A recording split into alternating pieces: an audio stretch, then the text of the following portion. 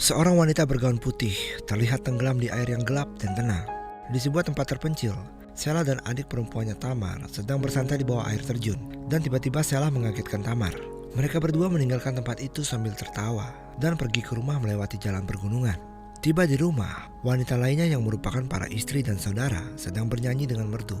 Mereka menyiapkan makanan dan mengurus rumah. Semua wanita yang ada di sana adalah satu keluarga dan memuja seorang pemimpin pria yang disebut shepherd atau pengembala. Saat makan malam, anak-anak menggunakan gaun biru, berbaris di satu sisi meja, dan para istri menggunakan gaun merah, duduk di depan anak-anak mereka. Saat shepherd selesai makan, dia memilih salah satu istrinya untuk mendapatkan berkat. Setiap malam, anak-anak perempuan tidur terpisah dari ibu mereka dan berdoa kepada shepherd sebagai Tuhan mereka. Pagi harinya, shepherd memimpin acara doa dan memberikan khotbah kepada para perempuan. Dia mengingatkan tentang takdir mereka sebagai istri dan bagaimana dia mengorbankan dirinya untuk mereka dengan menyediakan apapun yang mereka butuhkan. Semua perempuan menggunakan gaun putih. Mereka semua sangat kagum saat shepherd sedang berbicara, kecuali Sheila yang kelihatan melamun sendiri dengan pikirannya. Shepherd kemudian membasahi jarinya ke dalam darah kambing dan memberikan tanda ke semua wajah perempuan saat mereka terus memujanya. Beberapa perempuan bahkan menangis gembira dan sangat berterima kasih atas berkat yang diberikan shepherd. Beberapa saat kemudian, Sheila dan Tamar sedang berduaan di tengah hutan. Setelah melihat shepherd dari kejauhan, dia meminta Tamar untuk kembali ke kabin dan meninggalkannya sendirian. Saat shepherd dan Sheila berjalan bersama, dia mengatakan kalau Sheila tidak mendengarkan khotbahnya, yang membuat Sheila merasa bersalah. Tapi Sheila kemudian tersenyum ketika dia sadar kalau shepherd hanya menggodanya. Shepherd yang juga adalah ayahnya sendiri memuji kecantikannya sambil membelai rambutnya. Sheila kemudian bertanya kepadanya tentang cerita mengenai ibunya. Tapi shepherd menolak. Sebaliknya, dia berniat untuk menciumnya, tapi dia mengurungkan niatnya. Dia memberitahu Sheila untuk memperbaiki rambutnya sebelum pergi. Saat sendirian, Sheila merasa senang. Dia percaya sebentar lagi dia akan menjadi istri shepherd. Saat di kabin, ketika Sheila dan Sabata, salah satu saudara perempuannya sedang melakukan pekerjaan rumah, Eloise, salah satu istri, dengan bahagia menceritakan pengalamannya bersama shepherd tadi malam. Ceritanya membuat Sheila cemburu, apalagi Eloise baru bergabung dengan grup mereka dan umurnya sama dengannya, tapi dia sudah dijadikan istri. Tabata mengingatkan untuk tidak berkata buruk kepada istri, yang menyebabkan mereka bertengkar. Ibu Tabata datang dan menyelesaikan pertengkaran mereka, kemudian menyuruhnya membawakan makanan sisa ke dalam gubuk, di mana perempuan yang dianggap berdosa dan tidak suci diasingkan. Di dalam gubuk, terlihat seorang wanita yang tidak sadarkan diri. Dia berpuasa dan diasingkan karena dianggap tidak suci ketika sedang menstruasi. Perempuan lain bernama Sarah berjalan keluar dari kegelapan. Seluruh tubuhnya terdapat bekas luka. Sheila terkejut dengan sisa makanan yang sama sekali tidak dimakan. Kemudian Sheila mengingatkannya untuk makan supaya Sarah menjadi suci lagi. Sheila percaya perempuan yang ditempatkan di gubuk dan jauh dari mereka harus dihukum dan bertobat, sama seperti saudara perempuannya yang tidak sadarkan diri, yang mengalami kejang saat menstruasi. Menurut shepherd, mereka harus menanggung hukuman karena dosa Ib, yaitu perempuan pertama di bumi. Tapi Sarah memperingatkan Sheila untuk siap-siap ketika waktunya tiba, dia tidak akan lagi spesial bagi shepherd. Sheila saat itu merasa kesal mendengarkan pendapat Sarah tentang dia dan ibunya. Saat di luar, Sheila menendang batu untuk menghilangkan kekesalannya. Kemudian malam harinya, Adriel, seorang istri yang sedang hamil, menempatkan anaknya Lily di kamar saudara perempuannya. Lily memaksa untuk mendengarkan cerita sebelum tidur, tapi Adriel mengingatkan dia, hanya shepherd yang boleh bercerita kepada mereka. Saat semuanya sedang tidur, Sheila terlihat masih terobsesi dengan shepherd. Dia memandangi shepherd melalui jendela. Dari jendela kabinnya, shepherd juga memandangi Sheila, dan tiba-tiba Eloise muncul. Mereka berdua memandangi Sheila ketika shepherd memasukkan jari-jarinya ke mulut Eloise. Hari berikutnya, ketika beberapa istri memandikan shepherd, istri paling tua memandikan anak-anak perempuan mereka. Shepherd menugaskan Sheila untuk membantu seekor domba melahirkan. Walaupun dia sudah diajarkan bagaimana cara melakukannya, Sheila masih merasa kewalahan melakukan tugasnya. Di tengah-tengah ladang, Sheila sendirian dengan kawanan domba. Saat dia menunggu domba yang hamil untuk melahirkan, dia tertidur. Saat dia bangun, dia menemukan domba itu sudah sekarat bersama bayinya yang baru lahir. Pikirannya juga terganggu saat dia menyadari kalau dia akhirnya menstruasi. Malam harinya, Sheila bersembunyi di salah satu kabin untuk mengecek apakah dia masih berdarah. Saat dia masih melihat ada darah, dia mengelap dirinya dengan kain dan berteriak karena frustasi. Kembali ke kabin mereka, Sheila memberitahu Tamar kalau seekor anjing liar memakan salah satu domba. Tapi dalam pikirannya, dia berhayal dia yang menusuk mati domba itu. Saat para istri menemukan domba yang mati itu, mereka membawanya ke gereja dan Shepard memaafkannya. Tapi tetap saja, Sheila merasa sedih dengan kejadian itu. Dia merasa tidak suci lagi. Pada suatu malam, ketika semua orang sudah tidur, Sheila mendengar seorang polisi memberitahu Shepard kalau dia harus meninggalkan tempat itu. Jika tidak, dia akan ditangkap. Hari berikutnya, Shepard mengumumkan kalau mereka harus pergi dan menemukan Eden atau tempat tinggal yang baru. Dia kemudian jatuh ke belakang dan para perempuan berlari untuk membantunya. Karena bingung, Sheila tetap berdiri di tempatnya. Kemudian Shepard tersenyum dan tertawa bersama perempuan. Mereka mengangkatnya bersama-sama. Semuanya bersemangat dengan perjalanan mereka untuk menemukan rumah baru. Tapi Sheila masih saja kebingungan. Dia hanya teringat dan membayangkan saat Shepard menyentuh lehernya. Dia hanya melakukan hal itu jika dia tertarik pada seseorang. Beberapa saat kemudian, Shepard menemukan Sheila berdirian di dalam hutan.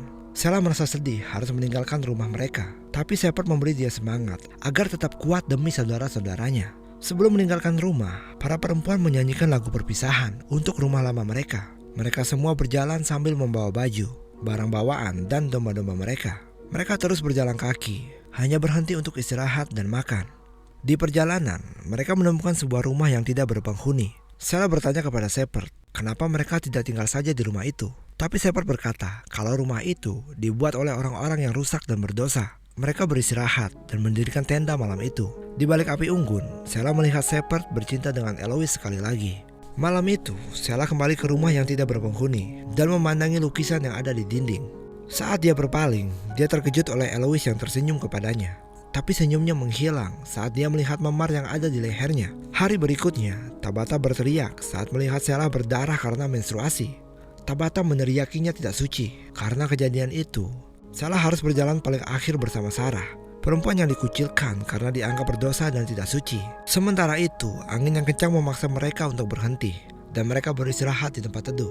Para istri melihat dengan pandangan sedih pada Shepard yang merangkul kedua anaknya. Mereka teringat saat mereka masih muda dan masih mendapatkan perhatian dari Shepard. Istri yang paling muda kemudian berkata kalau Shepard sudah tidak lagi tertarik dengan mereka karena mereka sudah tua. Dia pun ditampar karena ucapannya. Di waktu yang sama, Sheila memanfaatkan kesempatan untuk bertanya mengenai ibunya. Sarah mengungkapkan kalau ibunya tidak meninggal karena melahirkan, tapi karena infeksi. Dan Shepard tidak membawanya ke rumah sakit yang menyebabkan dia meninggal. Dia dan ibu Sheila bergabung dengan ajaran Shepard dan berebut perhatian darinya. Tapi tidak lama setelah itu, ibu Sheila meninggal. Selama perjalanan, Sheila mulai mempertanyakan dan ragu dengan kebenaran Shepard. Saat dia melihat mobil yang sedang berjalan, dia membayangkan dirinya berada di dalam dan berpakaian seperti remaja biasa. Sheila melihat dirinya duduk di belakang mobil, sementara Sarah dan ibunya duduk di kursi depan. Dia sering membayangkan hal-hal aneh tentang apa yang ada di pikirannya. Malam itu, pelan-pelan dia mulai suka berbicara dengan Sarah, karena dia bisa membicarakan pendapat Sarah kepada Shepard. Sheila juga memberikan pendapat tentang Shepard, tapi dia diajarkan untuk menurut. Sarah menceritakan pengalamannya. Dia biasanya diam-diam keluar saat tengah malam dan berdiri telanjang di bawah air terjun, yang membuatnya merasa bebas. Saat Sheila bertanya kenapa dia tidak pergi saja, dia menjawab, dia tidak tahu harus pergi kemana, dan dia juga sudah tidak mengenali siapa dirinya lagi. Malam itu, mengetahui kedekatan Sheila dan Sarah, Shepard menggunakan kelemahan Sarah yang sudah rindu padanya dan menghabiskan malam bersama saat semua orang sedang tidur. Hari berikutnya, Sheila diizinkan untuk berjalan dengan yang lain. Shepard meminta maaf karena sudah mengasihkan dia bersama Sarah yang dianggap sudah rusak.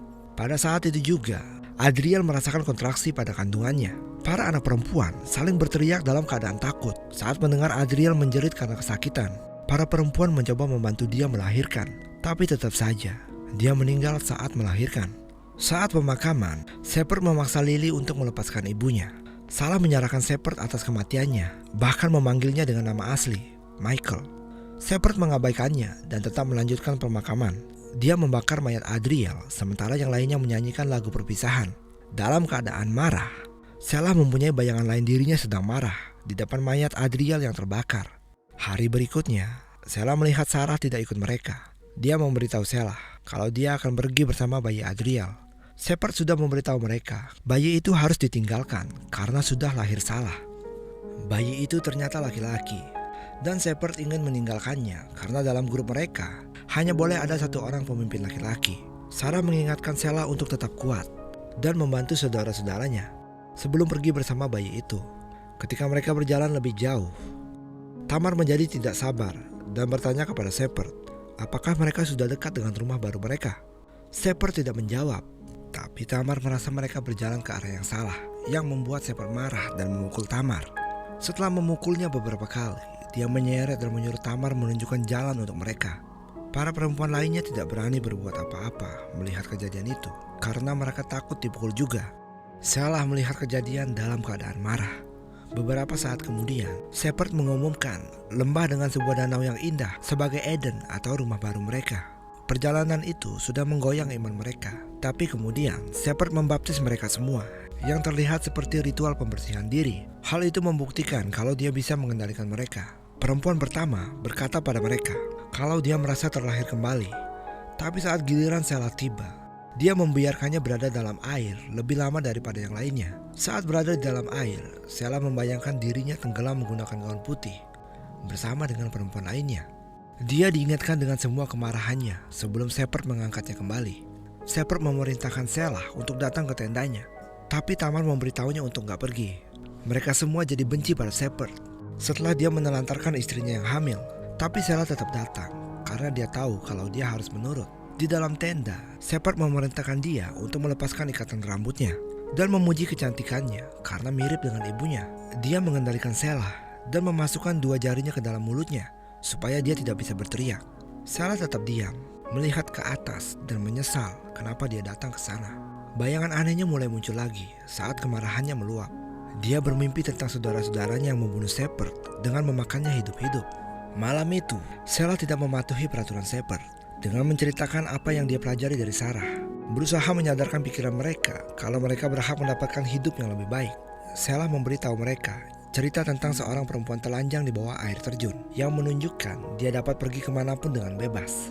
Para anak perempuan bangun keesokan harinya dan menemukan kalau para ibu mereka sudah hilang. Mereka tiba di danau dan menemukan Shepherd sedang berlutut di antara gaun para istrinya. Shepherd mengarang cerita kalau mereka sudah dibawa oleh danau dan sekarang mereka sudah hidup abadi di sana. Saat para anak perempuan meratapi kehilangan ibu mereka, Shepherd memberitahu para anak perempuan kalau mereka semua harus menggantikan peran ibu mereka. Pertama, dia meminta Shelah untuk menikahinya dan berjanji kepadanya untuk memberikan semua berkatnya. Tapi Shelah yang marah menolak berkat darinya dan mengatakan kalau dia bukanlah Tuhan dari mereka. Shepherd sangat kaget dengan penolakan dari anak kesayangannya. Dia menampar Shelah. Shelah membayangkan apa yang sudah dilakukan Shepherd kepada para istrinya, dan dia membalas tamparannya lebih keras. Beberapa hari kemudian, polisi tiba di lokasi itu dan menemukan para istri meninggal di atas danau yang sudah kering. Mereka mengikuti jalan dan menemukan lukisan Shepherd. Mereka menemukan bukti ada orang yang pernah tinggal di sana. Mereka kemudian menemukan Shepherd yang digantung di pohon dan sudah meninggal. Dia menggunakan tanduk domba di kepalanya, menandakan dia adalah iblis yang menyamar menjadi Tuhan. Di sisi lain, para anak perempuan berdiri di bawah air terjun, seperti apa yang Sarah ceritakan. Shelah yang berdiri di belakang mereka sedang memegang domba yang berdarah di tangannya.